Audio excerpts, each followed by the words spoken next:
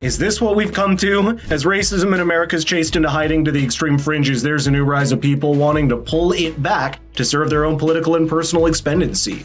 But when a college student tried to resurrect old racism in new forms, Charlie Kirk wasn't going to have any of that. That's why I think this conversation is the most important reality check that the modern intersectional left needs, as it weakens the very people it sought to empower. Subscribe to the channel for more discussions like this. Let's get into it. Do you think people should be judged based on the color of their skin? It's not that I think that, but it's that it's happening. And you cannot ignore that I might not be treated the same as him as he walks You're through right, the door. it is happening. Like at Coca-Cola, they say they need to train their employees to abolish whiteness. At AT&T, they said they would need to train their employees to get rid of whiteness. We have a supply and demand issue with racism in our country. We have an incredibly low supply of racism and incredible demand to try to fulfill it. So we've created racism where it doesn't exist and try to turn everyone into mini racists against each other, which has now manifested itself into a massive anti-white movement in our country, where I believe more than anything else we should care about character, not skin color. Do you agree with that? It's not, I don't believe that you understand what I'm saying. It's not that I don't agree with not, I'm sorry. Oh, it's not that I don't agree with, you know, what you just said, but you have to realize that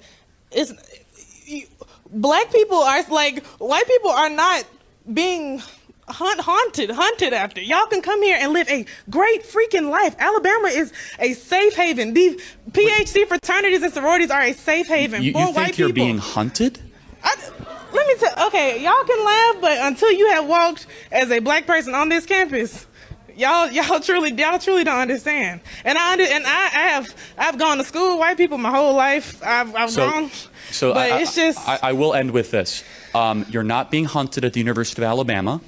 And there is no boogeyman that's trying to get you. It's not. You're making it seem. You live in the least racist country in the history of the world. You're in Alabama. You are literally in the place where it's not okay. Doesn't that reveal something to you? As a society, we need to agree to a baseline for our race discussions. It's the baseline that people from Martin Luther King Jr. to Rosa Parks fought for, to not have people judged for the color of their skin, and yet the refusal to establish that baseline from this questioner only reveals that our understanding of race is driven by a kind of resentment and victimhood. And you know what's sad? I'm not even sure we can blame this young student for thinking that people of her race are literally being hunted down, because that's the exact same language of fear and paranoia that some very established people from the African American community are using, failing to be the role models that they should. For example, famed director Spike Lee spoke in the aftermath of the George Floyd incident, saying, and I quote, "You would think and hope that 30 effing years later that black people stop being hunted down like animals." And you know what fear can lead to? It leads to hatred against the other side, and that's exactly what we're seeing as this race-based and self-inflicted paranoia starts turning into explicit anti-white racism, all while being blinded to how it's just racism in a new form. The way that the far left does this is by creating a hierarchy of victimhood based on race, with white people supposedly at the top as the oppressors on a collective basis. And to overcorrect for that reading of history, it sees a race-neutral and colorblind view as totally insufficient and wants to swing the pendulum in another direction. Simply put, it wants to flip the hierarchy of victimhood, and the push for things like affirmative action and critical race theory are examples of that, manifesting in society, media, and the education system. What are some examples of critical race theory? Because I know, like, another question that another girl came, she said that she had to learn CRT in her sorority, and what I thought it was is that, you know, you should know how to interact with people of other races, because I went to a school where it's, you know, mostly Caucasian people, and I had to learn how to interact with other people. So is it something like that, or is it something deeper that we don't really know? No, it's super simple. So let me just kind of ask you, I bet we agree. Do you support black-only dormitories?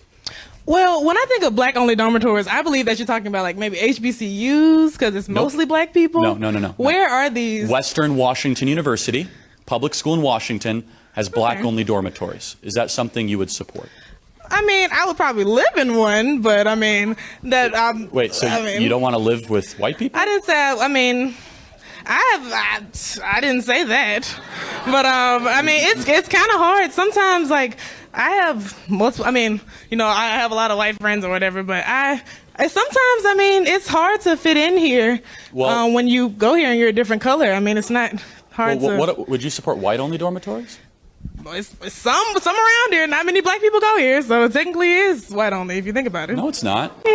Here's a rule of thumb. When you're faced with a similar question as this student, simply reverse the terms and races to see if it really sounds as harmless as you think. White-only dormitories and white-only places? You can't even say those words without being reminded of the horrid segregationist past. And since this interaction at Charlie Kirk's speech is happening in Alabama, this student would do well to remember that this is the exact same place where one of the most important yet subtle revolts against societal racism and segregation took place. It happened just 70 years ago when Rosa Parks refused to give up her bus seat for white passengers despite being pressured to do so, and became the first domino to start a larger movement against racial segregation that carried over into the civil rights fight of the 60s. Would Rosa Parks be in favor of this new form of racial segregation we're seeing on college campuses?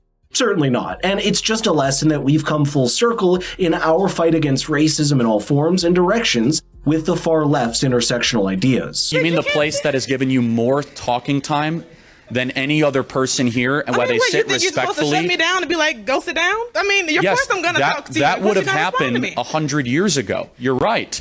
100 years ago, you might not have been allowed to come into this room, which would have been bow to you because that's which would have been evil. No, instead, we are here. We're creating a movement to say we never want to go back to the segregation that once existed in this country that is now being pushed by people in corporate America, in academia, and other places. We want to strive for a country that cares about character and the soul and the spirit of the individual, not on tribes, not on the melanin content in people's skin. And I will say this as compassionately as I can, is that you are not being hunted as a black person in America. There's not a single statistic that affirms that. There's not a single data point. Instead, the opposite is true. We are the least racist, most accepting, multiracial country in the history of the planet. And I pray one day you'll be thankful to live in that country. Okay. Thank you for being here tonight. Thank you. Everybody. CJ, come here. Really quick. I have a question. Come here. Go right there. By the way, share this on Facebook if you enjoy it. Why isn't that the starting point of all our discussions? Nowhere for once do you see this student agree to the fundamental principle that racism and segregation in any direction is unacceptable in America, and whatever racism does exist has been chased into hiding in the far nooks of society. On a broad scale, there's nothing stopping you from making the best of your circumstance, especially not a country like America where capitalism and the free market rewards you for bringing something valuable in all racial, ethnic, or religious lines, are swept away by the financial incentives. You'd be surprised at how powerful the mind can be in a situation like this. If you think you're being chased by a ghost in a dark alleyway at night, then you practically are. If you think there's a group of people out to get you because of the color of your skin at every turn in life, then that practically becomes a reality in your mind. When you remove those mental constructs, you start to understand that reality is actually far more empowering than you thought, and Charlie Kirk's own team member CJ was a prime example of that. Just really quick. You're a black person. Are you hunted at the university? You know, I don't feel hunted at this university, but I guess the difference between me and some people here is that I don't choose to be a victim, Charlie, which I think is the biggest problem we have here today are people who wake up every single day looking for a reason to be oppressed, looking for a reason to cry and make an excuse about why they're not in a position to go win. I don't see the color of my skin as a disability. I see it as simply an accessory that I couldn't control. I've been black all my life. I've been black today, and I'm thriving here. I think that's a roll tide right there, right? I don't know. And so, CJ, let me ask you, CRT, racist? It's not just racist, it's the exact iteration of white supremacy, just in reverse. I think it's important that we start teaching young people not to hate other people because of the color of their skin. We can teach black people to be proud of who they are without telling white people they should be ashamed of who they are. You know? Amen. Yeah. So, closing thought, CJ. Is this trying to divide the country? It's not only trying to divide the country, it's trying to break apart the foundation upon which it was built. You know, people forget the words of MLK, Rosa Parks, all those people who fought so hard for us to be a united country where we didn't see the color of one's skin, but their character. This is about taking us away from the vision and the dream of Martin Luther King and just taking us to the dream of Kamala Harris. And I don't want to live that dream. Amen. Sorry. CJ, you're a great American. Give it up for CJ, everybody. So good. What a refreshing note to end that on. The fact is that racism of that kind that the student spoke about eventually becomes a self-fulfilling prophecy. You chalk up your inadequacies and failures in life to your identity and racial characteristics, till that mindset leads to more failures and the cycle continues. The way to break that cycle is to take stock of your own mind and realize that America as a nation has more strides against racism than any other place. And that racism in any direction or form must remain out of bounds in normal life and conversation. And that's the only way to ultimately live up to the American dream and do justice to the people in history that have lived and died to make a reality across all races.